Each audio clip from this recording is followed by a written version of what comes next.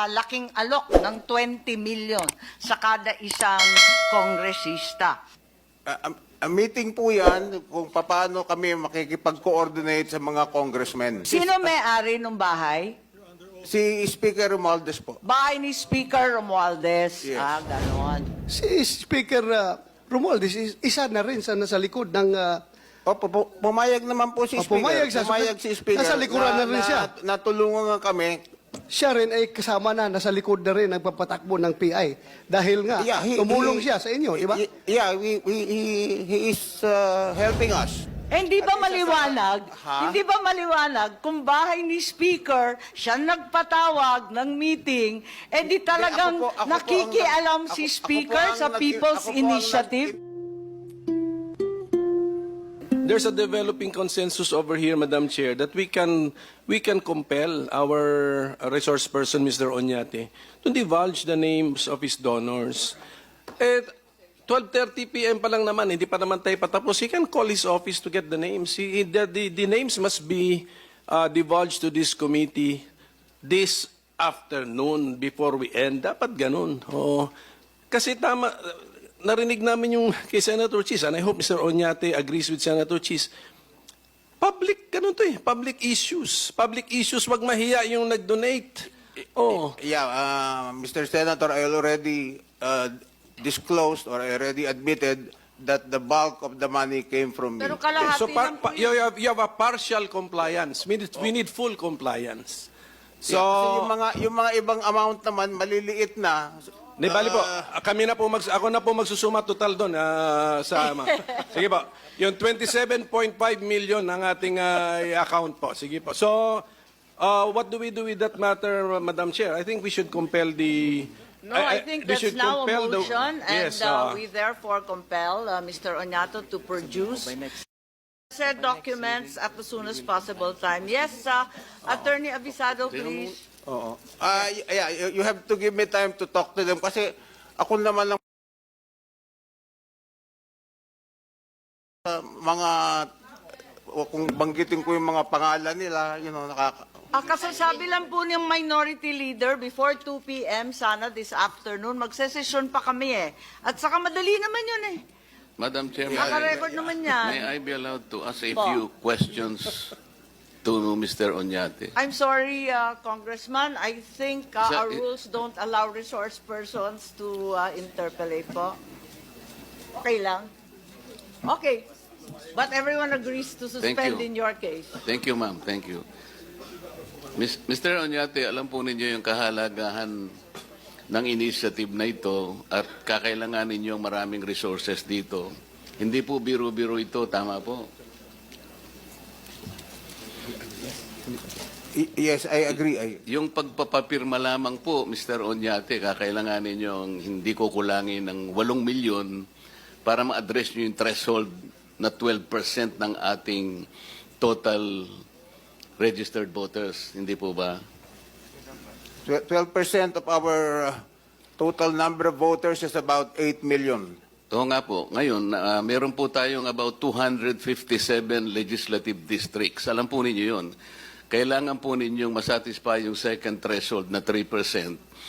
Kaya napilitan kayo, ayaw nyo man siguro, na magpatulong na kayo sa mga representatives ng kani-kanyang distrito. Tama po ba yun? Yes, that's correct.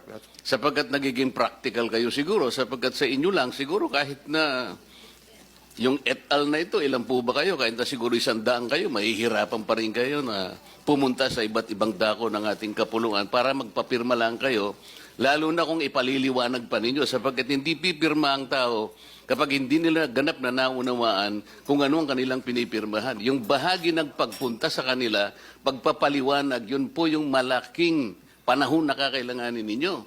Kaya naisipan ninyong pumunta siguro sa mga miyembro ng House of Representatives. Tama po, Mr. Oñate? Tama po.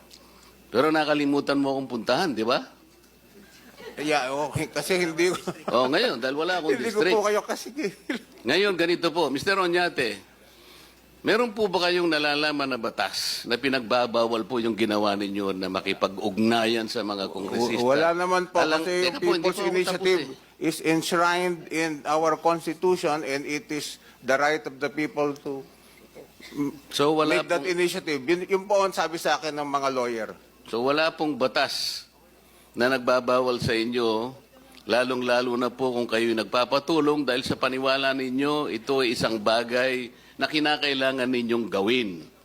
So lumapit po kayo, paniwala ninyo na wala namang batas na nagbabawal nito at hindi po kayo makukulong. Tama po. Tama po. Salamat po, Madam Chair. Thank you for all the leading questions. Maraming salamat sa ating kongresista. Napakagaling na abogado para kay Mr. Oñate. Madam Opo. Chair. Gusto ko lang balikan yung ating retrato na nandito sa harap natin. Galing po ito sa cellphone ninyo, January 8. Tama po ba, Mr. Oñate? Oo. Tama. And that's in fact you in the picture, that's correct? You confirm that it's you. You confirm that this is you in the picture? Yes. And you also confirm that it's Speaker Romualdez in the picture? Yes. And it is Congressman Saldico in the picture? Yes, yeah. Can you read the caption, please? Yung caption sa ilalim po. May nakasulat, Yes, di ba? that's true. People's That's correct. Initiative. Oo. Tama po ba? Tama po. At maliban sa pagkain, klaro na may mga dokumento sa table. Meeting po to, hindi lang party. Anong pinag-usapan? A meeting po yan kung paano kami makikipag-coordinate sa mga congressmen. Saan lugar to? Saan ginanap itong parting to? Para lang malaman namin. Sa ano po yan? Sa townhouse sa Forbes, sa Forbes Park. Kanino Malapit sa- nga? Kaninong lugar? Ipaliwanag. Wala namang masama magtipon-tipon sa bahay ng Miss Quisino. ano ho yan? Dalawang townhouse. Hindi, kanino na, po? Na Kaninong lugar? Inyo? Bahay mo? Bahay mo po? It's a meeting Attorney place. Avisado, please. It's our meeting place. No, pero sino may-ari? Sino Lu- ang Sino may-ari ng bahay? si Speaker Romualdez po? Bahay ni Speaker Romualdez. Yes. Ganon. So, ang naging Diyan po, host doon at po kami nagkumbida ay si Speaker Romualdez. Tama po Ako ba? po ang nagkumbida. Dapat Paano po ka magkukumbida? Di mo bahay. Oo nga. Bira naman. Oo nga po, dapat po yan sa bahay ko. Dahil meron ho akong party house sa Dasma, walang tao doon. Pero hindi ba maliwanag na kung bahay ni Speaker, ang sabi ng staff, doon na lang gawin sa bahay ni Speaker. Dalawang bahay ni Speaker Isa sa Okay. McKinley at isa... hindi ba At isa sa- maliwanag? Ha? Hindi ba maliwanag kung bahay ni Speaker, siya nagpatawag ng meeting, di talagang Ako po ang nakikialam si Speaker sa People's Initiative? Initiate ng meeting. Pero sinabi po na doon na lang gawin sa townhouse ni Speaker. But ako po ang nag-initiate.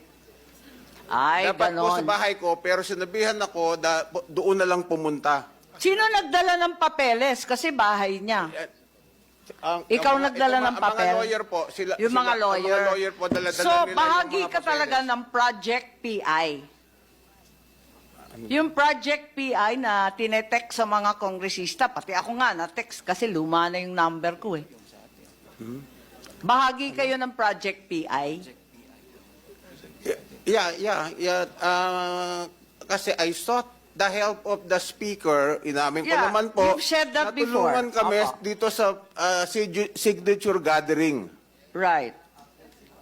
Okay, kilala ninyo itong sina Attorney Redentor Tuason? I don't know. Suset Sumalinog, Timothy Lagundi. Kilala ninyo itong mga to? Hindi po. Okay. Kasi meron kaming mga screenshot doon sa Project PI na galing sa mga congressman. At sabi mo, nakikipag-coordinate ka kay Speaker na CEO at sa mga hawak ng niyang Congress. Yeah, congressman. that's correct. That's correct, Madam Senator. Okay. So, asan yung mga screenshot?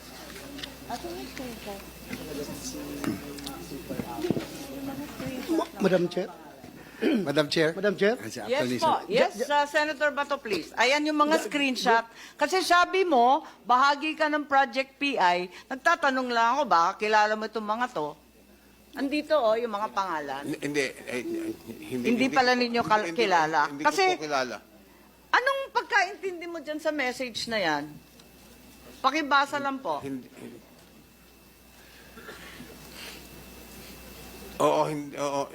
ko po alam, I don't know all of the details because, you know,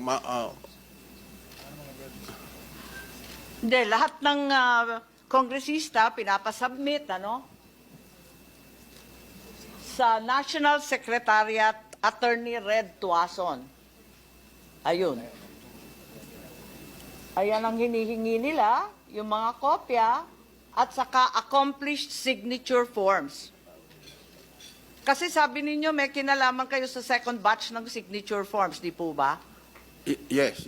So isasubmit dito sa mga taong hindi ninyo kilala, samantalang kayo ang nagpa-imprenta? Senator Bato, please. Madam Chair, gusto ko lang ipa-confirm kay Mr. Uñate, since sinabi niya kanina na he sought the help of the Speaker para makakuha ng perma, so pumayag siya. In fact, nag-meeting kayo, di ba? Yes. Pumayag siya. So meaning, sinabi mo, perma ang nasa likuran nitong People's Initiative, humingi kayo ng suporta galing kay Speaker Romualdez, pinigyan kayo ng tulong, ng suporta para tumakbo ng inyong People's Initiative.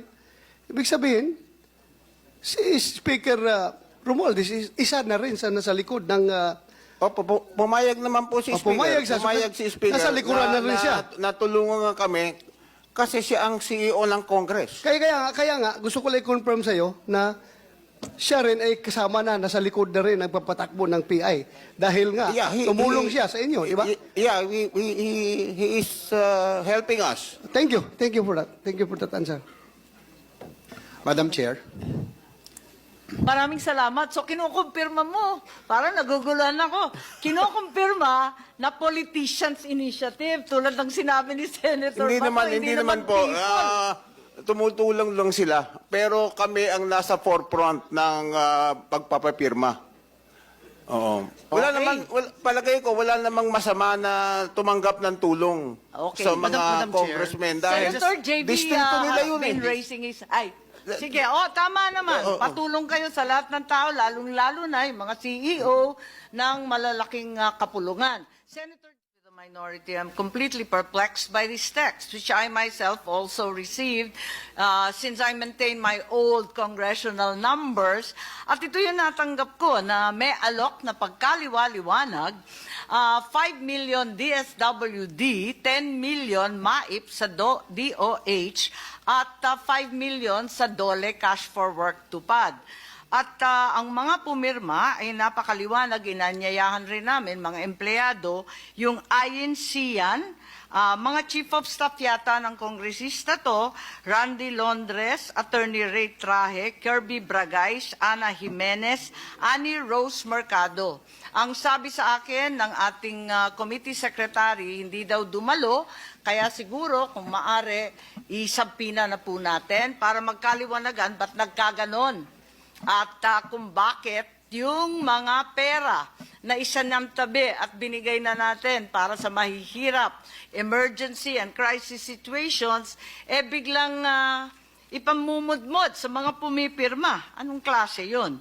Kaya't eto yung message na talagang kinalat ng maigi at kailangan alamin natin kung ano ang mga pangyayaring yan. So pagdating na lang siguro nila, siyasatin natin itong mga bagay-bagay tungkol sa napakalaking alok ng 20 million sa kada isang kongresista. Okay. Andito ang liwanag, name of congressman, ilagay yung district at saka yung partido, nakakaintriga. At yun siguro.